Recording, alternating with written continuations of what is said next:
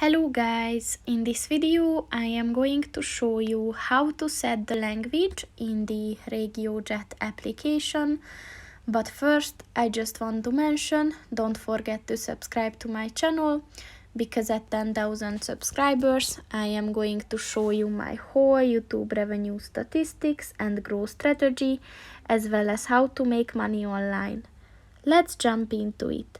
First of all, open the application on your phone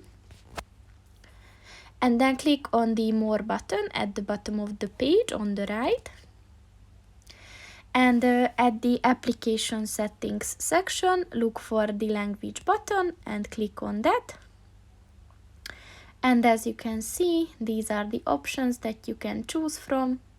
So just click on the one that you want to use and then click on the Save Changes button, and the language is set. So that's pretty much it for this video, guys. See you in the next one. Goodbye.